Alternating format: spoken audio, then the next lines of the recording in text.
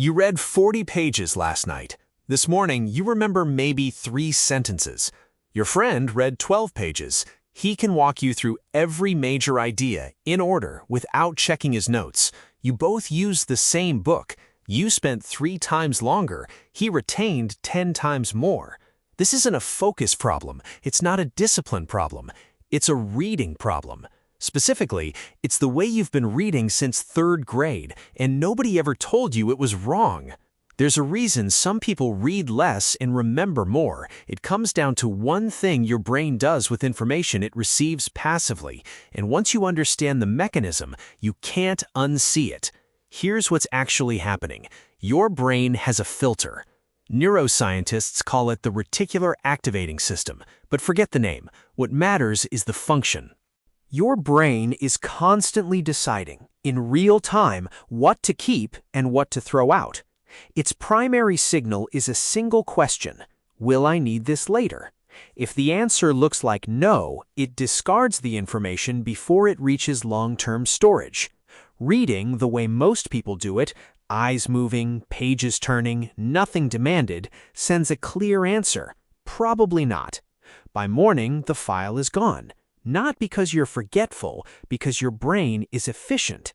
This is also why rereading is almost completely useless.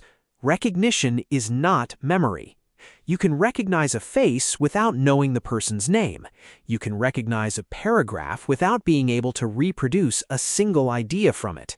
Every time you reread, you're refreshing a recognition trace, not building recall. You feel productive. Your retention doesn't move. 3 things need to change. Not how long you read, how. Chapter 1.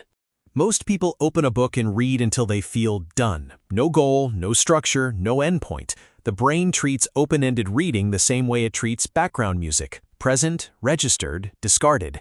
Change one thing before you start. Set a retrieval deadline. Tell yourself, out loud if you have to, I'm reading this section. In 15 minutes, I'm closing the book and writing down everything I remember. That single instruction changes how your brain processes every line. Cognitive psychologists call this encoding intent.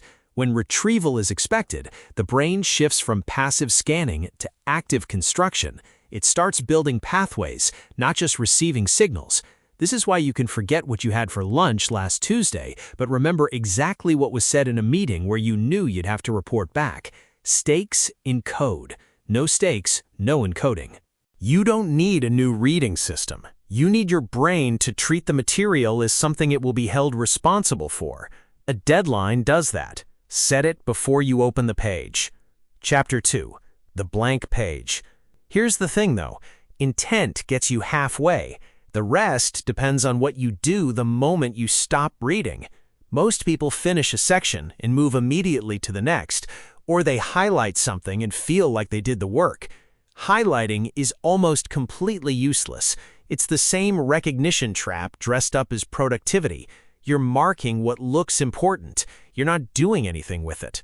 The marker moves, your brain doesn't. Instead, close the book. Take a blank sheet of paper, write down everything you just read, from memory without peeking. Not a summary, not an outline, a dump. Whatever surfaces in whatever order. Main argument, a statistic you have remembered, a phrase that stuck, a connection you made while reading, get it all out. This is retrieval practice, and it's the most replicated finding in memory research. Every time you pull information out of storage, you strengthen the pathway that holds it. Not slightly. Studies from Purdue University and Washington University both found that a single retrieval attempt produced stronger long-term retention than 3 additional readings of the same material. You remember more by doing less rereading and more recalling. The blank page also does something rereading never can. It shows you exactly where your understanding breaks. You'll write 3 sentences and hit a wall. Blank space. Nothing comes. That wall is the most important moment in your entire reading session. It marks precisely where the information didn't encode. Go back, reread only that section. Put the book down again. Write it out again. 2 rounds minimum. The second pass catches gaps the first one missed. No app replicates this. No AI summary, no Notion page, no highlight export. The friction is the mechanism. Writing slowly, from memory, by hand, that difficulty is exactly what locks it in. Your brain only keeps what it has to work for. Chapter 3. The connection close. You can have focus, you can have retrieval, and still not be able to use what you read. This is the last gap.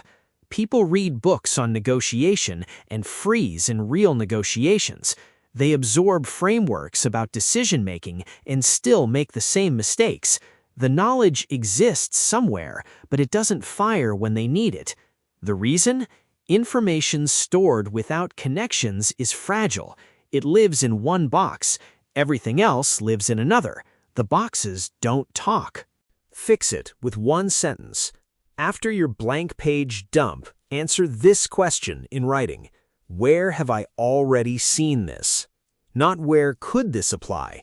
Where have I already seen it? Past tense. Your brain doesn't store information alphabetically. It stores it relationally, by association, by context, by proximity to things that already exist. The more hooks a new idea has to existing knowledge, the harder it becomes to lose. This is called elaborative encoding, and you can manufacture it deliberately. You read that people are more motivated by avoiding loss than by chasing gain. Where have you already seen that? In the way you kept a job you hated because leaving felt too risky. In how a sale works on you. Only 3 left hits harder than great product. In a fight where you cared more about not losing the argument than actually being right. One connection. The concept just gained 3 new anchors. It's no longer abstract, it's yours. Abstract information fades. Personal information is almost impossible to forget. One sentence, one real connection. That's the whole step. You can copy this. Read with a retrieval deadline. Stop, close the book, dump everything you remember onto a blank page.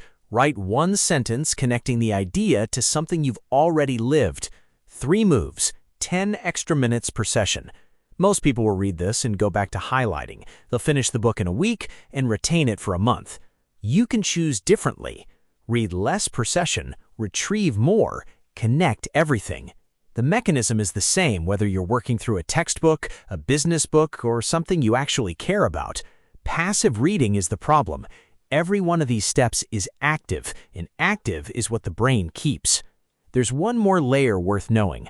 You can master how you read, but if the real problem is what you're choosing to read, or why you avoid it entirely, the technique doesn't fix that. The people who retain the most aren't just strategic readers, they're strategic about what goes in.